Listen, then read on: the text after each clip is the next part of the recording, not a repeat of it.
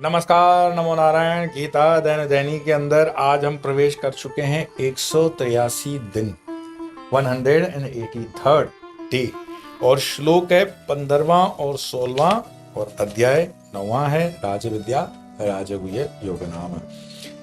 आइए पहले दो श्लोकों का पाठ करते हैं। ज्ञान यज्ञेन चापन्ये यजन्तो मामुपासते एकत्वेन पृथक्त्वेन बहुधा विश्वतो मुखम् अहं क्रतुरहं यज्ञः स्वदाहमः औषधम् मंत्रोऽहमज्जहं वाज्यम् अहं अग्निरहं हुतम्। भगवान श्री कृष्ण कहते हैं, अन्य ज्ञान योगी ज्ञान रूप यज्ञ के द्वारा मेरा पूजन करते हुए एकत्व भाव से, अर्थात परब्रह्म परमात्मा एक ही है,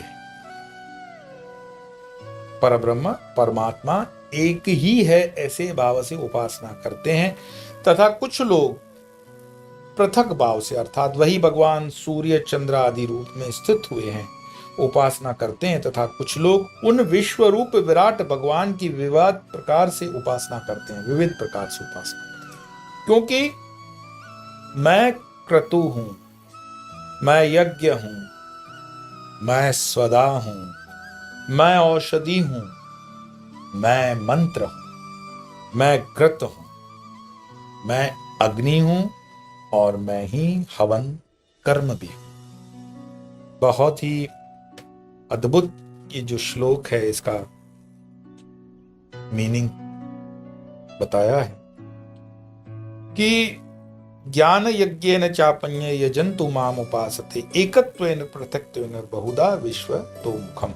दूसरे लोग मुझ सर्वस्वरूप की ज्ञान यज्ञ द्वारा पूजन करते हुए एकत्व भाव से उपासना करते हैं, और कोई भेद दृष्टि से भी उपासना करते हैं। कोई ज्ञान यज्ञ द्वारा आत्मा अनात्मा का विवेक करके अनात्मा को त्याग कर आत्मा आकार वृत्ति करते हैं, और कोई मुझ अनंत स्वरूप को एक सत्ता में लाकर अभेद भाव से अहम ग्रह उपासना करते हैं, और कोई राम कृष्ण दुर्गा आदि विभिन्न रूपों में मेरी प्रतीकोपासना करते हैं। इसी प्रकार साकार निराकार आदि अनेकों भावों में मेरी उपासना की जाती है। ये तरीका बताया। तो इसमें ये भी बात स्पष्ट हो जाती है कि इस अंततः सारे स्वरूप उसी एक ही परमात्मा के ही स्वरूप है।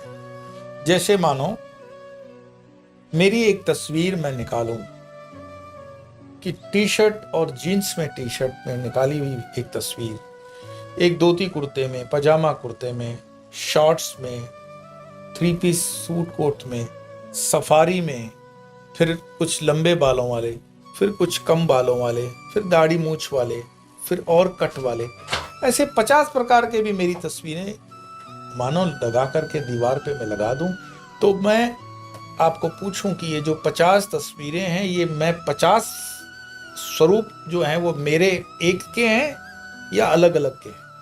तो आप कहोगे सीधी सी बात है, एक ही व्यक्ति के 50 हैं।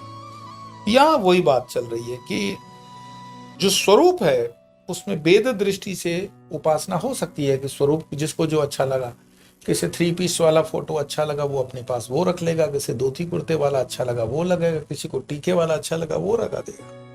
लेकिन मूलतः व्यक्ति वो एक ही है। परमात्मा के ये जितनी भी दिव्य आकृतियां दिखती हैं हमें, चाहे वो राम हो, चाहे वो श्याम हो, चाहे वो राधा जी हो, चाहे वो दुर्गा जी हो, हैं उसी एक ही परमात्मा की वो आकृतियां, वो एक ही है। और उस एक में जब आपने भेद करना छोड़ दिया तो आप समझना, भेद करना ऐसे नहीं तार्किक दृष्टि से कि नहीं हाँ मैं समझ गया एक ही है, नहीं, आपको अपना आत्मा अनुभव होना चाहिए कि हाँ वाकई में वो एक है। और उसके लक्षण फिर वो हो जाते हैं कि जब आप एक उसमें दृष्टि रखते हो तो फिर वो आपकी वाणी भी मौन होना शुरू हो जाती है। सब जान लिया वो एक है, फिर बोलना क्या, समझाना क्या, किसको समझाना, क्योंकि वो एक से ही तो सब अनेक है।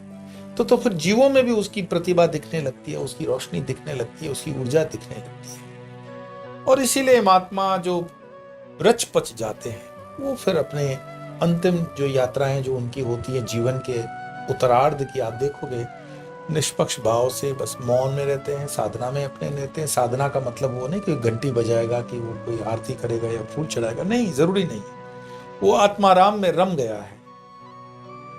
और यहाँ वेद और अवेद से भक्ति के जो दो भेद किए गए अगले इस श्लोक में एकत्व और पृथकत्व न कहकर ये दिखलाते हैं कि यज्ञ के सब अंग मेरे स्वरूप हैं, तो स्वरूप में भी मेरी उपासना होती है। अब मानो कि आर्य समाज वालों ने यज्ञ को बहुत महत्व दिया है, तो यज्ञ भी उसी परमात्मा का ही स्वरूप है। लेकिन हाँ, यहाँ गलती हो जाती है कि वो उन्होंने स्वरूप को थोड़ा नीचे रखा है। मैं ये तो नहीं कहूंगा कि नहीं रखा है, स्वरूप तो है, लेकिन यज्ञ को, अग्नि को उन्होंने महत्व दिया, वो भी परमात्मा का स्वरूप है।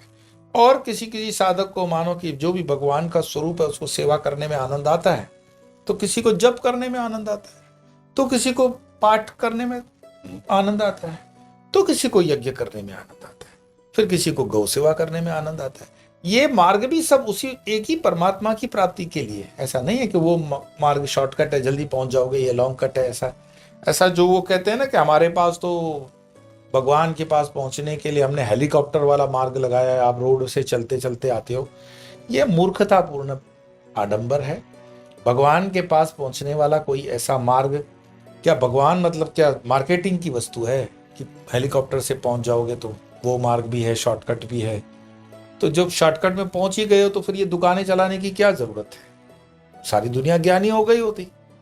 परंतु ये एक प्रोसेस है, इस प्रोसेस से प्रत्येक जीव आत्मा को अपने आप को मैच्योर करना पड़ता है, ग्रो करना पड़ता है, उसको अर्न करना पड़ता है, अर्जित करना पड़ता है। वो आप तपस्या से करो, यज्ञ से करो, दान से करो, ये आपके स्वभाव के ऊपर है, जो गीता के अंदर स्वधर्म और स्वभाव की बात है। तो अहम जिसको कहते हैं कि क्रतु, क्रतु मतलब श्रोत कर्म, अहम क्रतु मैं श्रोत कर्म, यज्ञ स्मार्त पंच आदि में मैं हूं, स्वदा, स्वदा मतलब पितरों के लिए जो हवन किया जाता है वो अन्न स्वदा, मैं हूं, औषधि मैं हूं, मंत्र मैं हूं, घृत, घृत मतलब घी, गाय का जो घी हवन में होता है वो भी मैं हूं, अग्नि वो भी मैं हूं, और आहुति जो देते हैं स्वाहा वाली आहुति वो भी मैं हूं। तो इस प्रकार संपूर्ण चराचर जो है वो मेरा ही स्वरूप है, ऐसा भगवान श्री कृष्ण अर्जुन को समझाते हैं।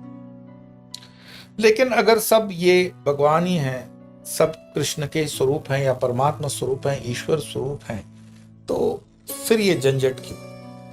फिर ये सारी लड़ाई झगड़ाई हमारे बुद्धि भेद के कारण होती है। बुद्धि भेद के कारण ऐसा है जैसे मानो कि एक आइसक्रीम की दुकान पे 3-4 बच्चे अपने परिवार के ले जाओ और उनको बताओ, वो जो मेनू दिखाते हैं उसमें जो कि भाई क्या फ्लेवर्स की आइसक्रीम है, तो वो कहेगा कि एक चॉकलेट फ्लेवर है, एक वनीला फ्लेवर है, एक दूसरा है, एक तीसरा है, एक चौथा है। जरूरी नहीं है कि आप जो बोलो बच्चों को कि एक ही फ्लेवर वनीला सब खाओगे, नहीं, सबकी कीमत भी लगभग एक ही है।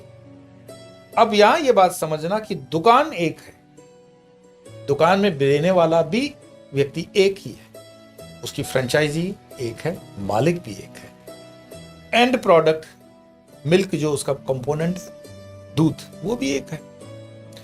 क्या फर्क है? आपके स्वाद अनुसार, स्वभाव अनुसार, स्वरुचि अनुसार उस आइसक्रीम को आपने सिलेक्ट किया, वो ले लिया। तो आपने अपने पूजा में मान लो हनुमान जी को ले लिया तो हनुमान जी की पूजा कर ली, किसी ने शिव को ले लिया, शिव की पूजा कर ली, किसी ने देवी की आस्था में अपनी जताई है श्रद्धा तो देवी का कर रहा है, और किसी को लगता है कि मुझे स्वरूप में जाना ही नहीं, मैं यज्ञ में ठीक हूं। और एक कदम और आगे, मानो कि उसकी पूर्व जन्म में काफी साधनाएं की हुई है कि न स्वरूप है न यज्ञ है, मैं ध्यान मार्ग से ही उसको बचता हूं तो ठीक है, भजन के मार्ग से बचता हूं तो ठीक है, कीर्तन के मार्ग से बचती हूं तो ठीक है। कहने का अर्थ यह है कि वो है एक, और इस चीज को अगर मन में आपकी क्लैरिटी है कि वो एक है। पर जब मैं कहूं कि एक है, तो जैसे बच्चों के अंदर मैंने ये एग्जाम्पल दिया कि किसी को मानो कि मैंगो वाली आइसक्रीम चाहिए और किसी को वनीला वाली चाहिए। अब आप कहोगे कि एक है तो मैंने आधी मैंगो खा करके दुकान को वापस कर दी, ऐसा कर लो, ये आधी मैंगो मेरी जूठी वापस ले लो और अब वनीला भले आधी दो पर दो, नहीं होगा। आपने स्वभाव से जो निर्णय किया हुआ है उस स्वभाव के अंदर उस पर्टिकुलर टाइम पर एक आइसक्रीम जो आपको दी गई है उसे आप पूरा का पूरा न्याय देंगे। तो यहां जो इष्ट हमने तय किया, कई हिंदुओं को मैं देखता हूं कि अब महात्मा जी आपने कह दिया कि सब भगवान एक ही अंतत गोतवा, तो मैं पहले तो मंदिरों में जाता हूं, आजकल मैंने चर्च में भी जाना शुरू किया और मजार पे भी जाता हूं। तो ये वही हो गया कि तुमने मैंगो आइसक्रीम के साथ आधी खाई और जूठी की, और अब वानीला मांग रहे हो, वानीला भी आधी खाई फिर जूठी दी। नहीं होगा। अपने स्वधर्म में रह करके, स्वभाव में रह करके इस चीज को पाना है।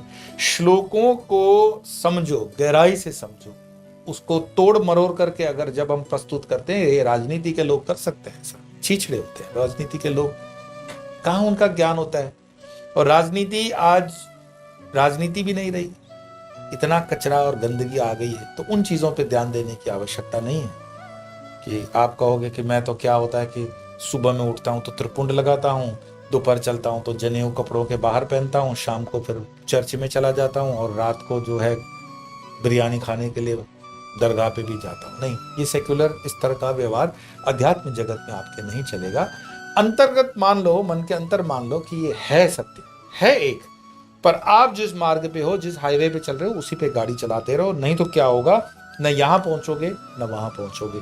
तो आइए 2 श्लोकों का पाठ करेंगे कि ज्ञान यज्ञेन चापन्य यजन्त मामुपासते एकत्वेन पृथक्त्वेन बहुधा विश्वतो मुखम् अहं कृतुरहं यज्ञः स्वधाहमहम् औषधम् मंत्रोऽहम् एवाज्यमहम् अग्निरहम् हुतम्।